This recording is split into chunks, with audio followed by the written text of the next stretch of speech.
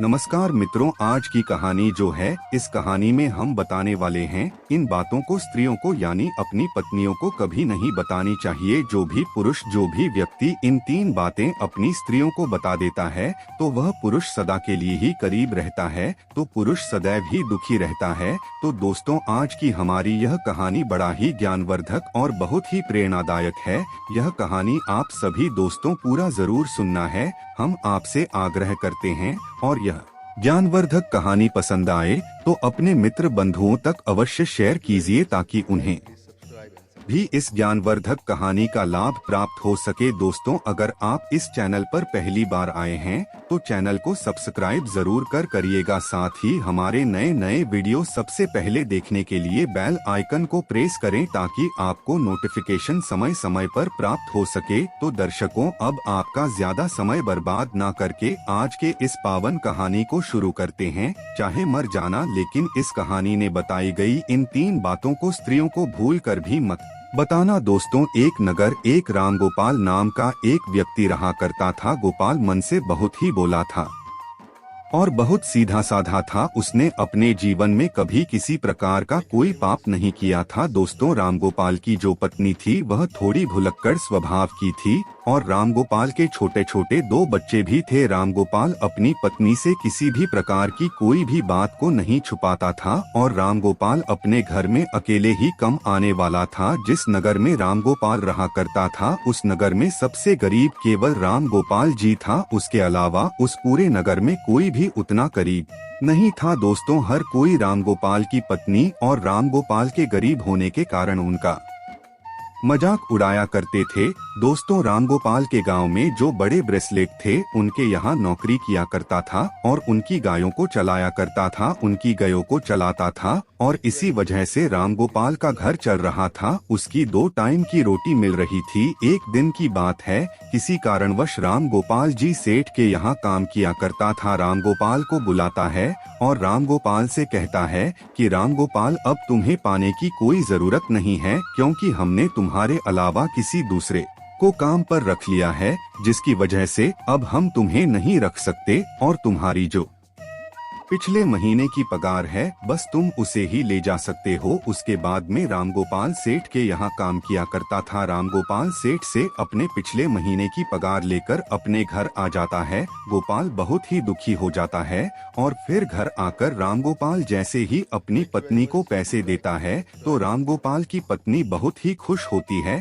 परंतु उसके बाद में रामगोपाल जब अपनी भुलक्कड़ पत्नी को बताता है कि अब मेरी नौकरी छूट चुकी है, अब कल के बाद मैं कहीं काम करने नहीं जा पाऊंगा। दोस्तों, उसके बाद में उस दिन के बाद रामगोपाल अपने घर में ही रहता है क्योंकि रामगोपाल के पास अब कोई भी काम नहीं था। उसके बाद में देखते ही देखते कई दिन बीत गए परंतु रामगोपाल को कोई भी काम नहीं मिल रहा था और घर में रखे हुए जो पैसे थे जो उस सेठ ने दिए थे वह पैसे भी धीरे धीरे खर्च हो गए। उसके बाद में रामगोपाल सोचने लगता है कि अब हमारे घर का खर्चा कैसे चलेगा। हमारे घर में कमाने वाला केवल मैं अकेला हूँ और मुझे कुछ ना कुछ तो करना ही होगा, वरना जिस तरह तो हम भूखे मर जाएंगे। दोस्तों, इस प्रकार देखते ही देखते कई दिन बीत गए और एक ऐसा समा जाता है जब रामगोपाल के घर में खाने के लिए एक दाना भी नहीं बचता है। रामगोपाल बहुत ज्यादा उदास हो जाता है और मन ही मन अपने आप को कोसने लगता है। और फिर एक दिन की रात रामगोपाल को अपनी पत्नी और अपने बच्चों के साथ भूखा ही सोना पड़ता है। अब कुछ खाने को नहीं मिलता है तो रामगोपाल कुल्हाड़ी लेकर घर से थोड़ी दूर एक जंगल में जाता है और जंगल में लकड़ियां काटने के लिए जाता है। रामगोपाल जैसे ही जंगल में लकड़ियां काटने के लिए जाता है तो रामगोपाल को एक संत दिखाई देते हैं। तो रामगोपाल को संत के नजदीक जाता है और फिर संत रामगोपाल को देखकर अपनी आंखें खोल लेते हैं। रामगोपाल को प्रणाम करता है और प्रणाम करने के बाद उनके पैरों में गिर जाता है और कहता है कि गुरुदेव, मेरे घर में खाने पीने के लिए दाना पानी नहीं है, मेरे बीवी और बच्चे भूखे मर रहे हैं, कृपया करें आप मुझे कोई ऐसा सुझाव दें जिसकी वजह से मेरा घर ठीक तरह से चलने लगे। दोस्तों, इस प्रकार विनती करने के बाद में वह संत रामगोपाल की ओर देखता है और बसंत रामगोपाल की ओर देखकर समझता है कि वह बहुत ही नापापी है। उसने अपने जीवन में आज तक कभी पाप नहीं किया और बहुत ही सीधा साधा स्वभाव का है। सीधे स्वभाव को देखकर विद्वान साधु रामगोपाल से कहता है कि रामगोपाल, मैं तुम्हें आज ऐसे एक पेड़ के बारे में बताने वाला हूँ। अगर उस पेड़ के नजदीक जाकर तुम उस पर से जो भी मांगोगे तो वह पेड़ तुम्हें लाकर दे देगा, और अगर उस पेड़ का एक छोटा सा भी भाग, छोटी सी भी लकड़ी तुम तो लेते हो या काट लेते हो तो वह सोने में बदल जाएगी। इस तरह तुम अपना घर चला सकते हैं, अपने घर की गरीबी को दूर कर सकते हैं। लेकिन इसमें एक शर्त है, अगर यह राज तुमने किसी और को बताया, अगर तुमने इस बात को लेकर अपनी औरत को बताया, तो उस दिन के बाद से ही तुम्हें यह पेड़ किसी प्रकार की कोई वस्तु नहीं देगा और तुम ही सब कुछ देना बंद कर देगा। उधर रामगोपाल तो सीधा साधा स्वभाव का था। रामगोपाल संघ के द्वारा बताए गए उस पर के नजदीक जाता है और पेड़ के नजदीक जाकर रामगोपाल को सबसे पहले अपनी बीवी और अपने बच्चों की ज्यादा चिंता थी, इसलिए रामगोपाल ने सबसे पहले उस पर से एक बोरी चावल मांगने लगा। जैसे ही रामगोपाल एक बोरी चावल मांगता है, जाने कहां से एक बोरी चावल रामगोपाल के सामने आ जाते हैं। चावल की बोरी को ले जाता है और अपने घर में जाकर अपनी पत्नी और बच्चों को चावल खिला देता है और घर पर भोजन कराकर उस दिन रामगोपाल ने अपनी पत्नी को यह नहीं बताया था कि मैं यहाँ चावल कहाँ से लाया हूँ, परंतु फिर जैसे ही रामगोपाल दूसरे दिन उसी पेड़ के पास जाता है तो रामगोपाल वृक्ष से 5 सोने की मुद्रा की मांग लेता है।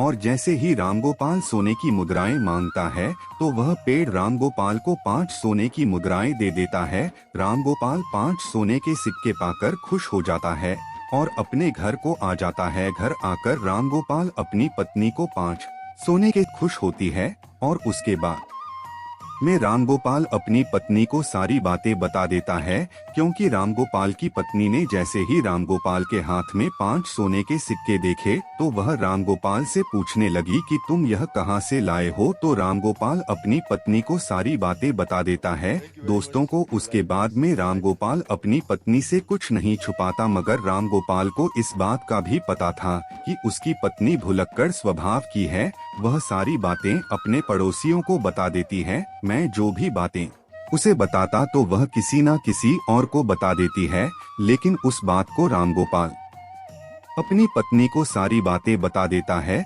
उसके बाद में देखते ही देखते कई दिन बीत जाते हैं। रामगोपाल किसी तरह रोज 5 सोने के सिक्के उस वृक्ष से मांग कर लाने लगा और फिर एक दिन की बात है, रामगोपाल ने सोचा कि मैं आज एक बार में हजारों सोने के सिक्के मांग लूंगा। और घर से जाते ही रामगोपाल उस पर से मांगता है तो झट से एक बोरी भरकर रामगोपाल के सामने सोने के सिक्के आ जाते हैं। तो रामगोपाल की पीठ पर रखकर अपने घर ले जाता है। दोस्तों का सोने के सिक्के पाकर और उस विद्वान संत का आशीर्वाद पाकर रामगोपाल देखते ही देख बहुत महान हो गया। रामगोपाल के पास बहुत सारा खाना हो गया। बहुत सावधान हो जा। रामगोपाल पहले सेठ के यहाँ नौकरी किया करता था, अब उससे भी ज्यादा तरक्की करने लगा। अब रामगोपाल उस सीट से भी ज्यादा धनवान हो गया। दोस्तों, यह सब देखकर रामगोपाल के सारे गांव वाले दंग रह गए और वे सोचने लगे कि आखिर यह भुलक्कड़ स्वभाव का रामगोपाल इतना धनवान कैसे हो रहा है।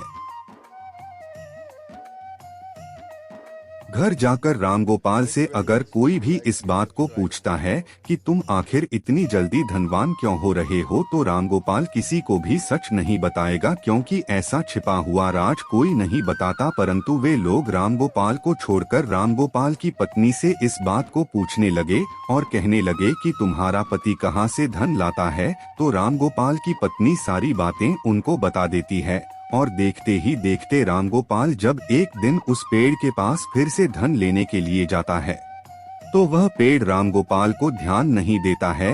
रामगोपाल कई बार उससे मांगता है, मगर रामगोपाल के मांगने पर भी वृक्ष रामगोपाल को कुछ भी नहीं देता है। फिर उस दिन रामगोपाल अपने घर वापस आ जाता है और इस चीज के बारे में ज्यादा नहीं सोचता है। फिर जब रामगोपाल दूसरे दिन उस वृक्ष के पास जाता है तो उस दिन की रामगोपाल कई घंटों तक उस वृक्ष से मांगता रहता है, मगर कुछ भी उसे प्राप्त नहीं होता। रामगोपाल निराश होकर सोचता हुआ अपने घर आ जाता है।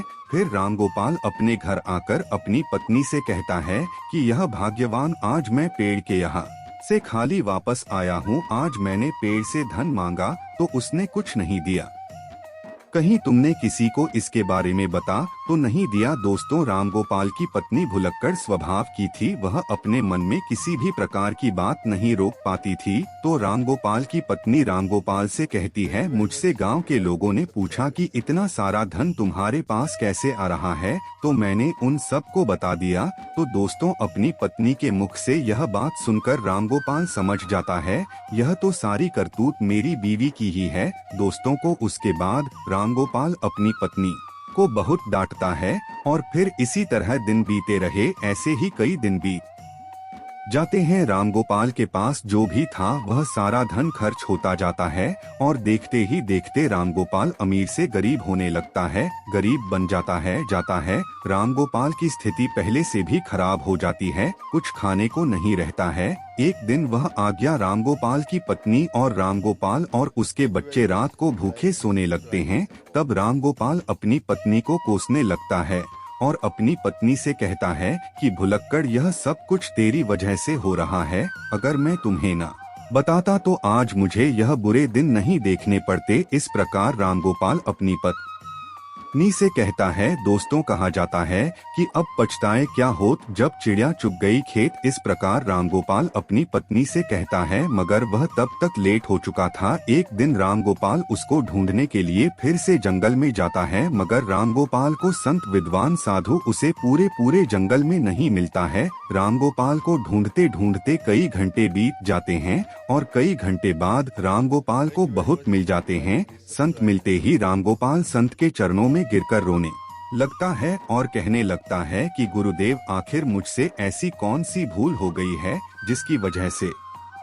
आप मुझसे रूठ गए। आप मेरे दाता हो, आप ही मेरे विधाता हो। यह विधाता आप मेरी भूल को क्षमा करें, क्योंकि मेरी एक फूल के कारण आज मेरे बच्चे भूखे सो रहे हैं, मेरी संतान भूखी सो रही है। इसलिए हे प्रभु, आप मेरी सहायता करें। दोस्तों को उसके बाद में विद्वान साधु रामगोपाल से कहता है कि रामगोपाल, अगर ऐसी बात है तो मैं तुम्हें माफ करता हूँ, परंतु आज मैं तुम्हें ऐसी 3 बातें बताने वाला हूँ और मेरी बात, यह 3 बातें किसी को कभी भी अपने जीवन में, यह 3 बातें चाहे कोई पुरुष हो या तुम्हारी पत्नी हो, यह बात अपनी स्त्रियों को नहीं बतानी चाहिए। इन बातों को अपनी स्त्रियों को बताता है, वह पुरुष जीवन में सदा के लिए दुखी रहता है, सदा के लिए जीवन में करीब रहता है। दोस्तों को उसके बाद में विद्वान संत कहते हैं कि रामगोपाल, अगर इन 3 बातों को आज से ही तुम अमल कर लोगे तो फिर से तुम्हारे अच्छे दिन आ जाएंगे और फिर से तुम्हारे पास उसी तरह धन आने लगेगा जिस तरह तुम्हारे पास पहले आ रहा था। तो फिर वह संत रामगोपाल को पहली बात बताने लगते हैं और कहते हैं कि पहली बात है, कभी भी किसी पुरुष को या अपनी पत्नी को अपनी कमाई का जरिया नहीं बताना चाहिए, क्योंकि अगर आप अपनी पत्नी को कमाई का जरिया बता देते हैं, अपनी कमाई के बारे में बता देते हैं, तुम्हारे कमाए हुए धन को खर्च करने पर रोक लगा देती है, अर्थात उस धन को बिल्कुल भी खर्च नहीं करने देती और साथ ही तुम्हारे कमाने का जरिया के बारे में पूरे गाँव में ढिंढोरा पीट देती है और अपनी तारीफ समझकर लोगों को बता देती है, जिससे पुरुष को बहुत बड़ी हानि होती है। दोस्तों, जैसे कि रामगोपाल की पत्नी ने गांव के अन्य लोगों को कमाई का जरिया बता दिया, ठीक उसी प्रकार किसी भी पुरुष या स्त्री को अपनी कमाई का जरिया और अपनी कमाई के बारे में कभी भी नहीं बताना चाहिए। दोस्तों, दूसरी बात है, किसी भी पुरुष को यह अपनी पत्नी को अपनी कमजोरी नहीं बतानी चाहिए, क्योंकि जो पुरुष अपनी पत्नी को अपनी कमजोरी बताता है तो आपको आपकी कमजोरी जानकर परेशान करने लगेगा, क्योंकि अगर आप अपनी पत्नी को अपनी कमजोरी बताते हो तो वह बार बार आपकी उस कमजोरी को पकड़ लेगी और आपसे अपना काम करवाने लगेगी, उस कमजोरी को पकड़कर आपको दबाने लगेगी। और अगर आपकी कमजोरी पत्नी को बता देते हैं तो आप अपने जीवन में हमेशा पछताते ही रहोगे। तो दोस्तों, इसलिए किसी भी पुरुष को यह अपनी पत्नी को अपनी कमजोरी नहीं बतानी चाहिए। तीसरी बात, किसी भी पुरुष को या अपनी पत्नी को अपने जीवन में हुए अपमान के बारे में नहीं बताना चाहिए। अर्थात जो पुरुष अपनी पत्नी को अपने हुए अपमान के बारे में बताता है, उसकी पत्नी उसे बात बात पर, छोटी छोटी बात पर आपके कुछ अपमान के बारे में बोलकर, उसका हवाला देकर आपको परेशान करेंगे, मजबूर करेगी और बार बार उस अपमान का हवाला देगी। क्योंकि स्त्री धर्म और कर्म से बनी हुई होती है, उनके मन में ऐसी इच्छाएं छुपी होती है और यह अपने मन की बातों को किसी और को नहीं बताती है, मगर दूसरों की बातों को दूसरे तक अवश्य ही बता देती हैं। इसलिए अगर आप अपने अपमान के बारे में अपनी पत्नी को बताते हैं तो इसमें आपको 100% शत हानि होती है। तो दोस्तों, यह 3 बातें कभी भी किसी स्त्री को अपनी पत्नी को नहीं बतानी चाहिए। तो दोस्तों, इस तरह उस विद्वान साधु ने रामगोपाल को यह 3 बातें बताएं। रामगोपाल संघ के द्वारा बताई गई इन 3 बातों पर अमल करता है और उसके बाद में अपने घर जाता है। फिर देखते रामगोपाल के अच्छे दिन वापस आने लगते हैं। उस विद्वान संत के द्वारा बताई गई 3 बातों पर अमल कर रहा था और जब अपनी पत्नी को यह 3 बातें नहीं बताता है तो रामगोपाल फिर से रंग से राजा बनता हुआ अपने आप को देखता है। तो दोस्तों, इस प्रकार यह 3 बातें स्त्री को नहीं बतानी चाहिए। दोस्तों, यह कहानी आप सभी को कैसी लगी कमेंट बॉक्स में जरूर बताइएगा। हम की उम्मीद करते हैं कि आप सभी को हमारी आज कहानी बेहद पसंद आई होगी। पसंद आई हो तो लाइक, कमेंट, सब्सक्राइब करना ना भूले। धन्यवाद। Thank you very much.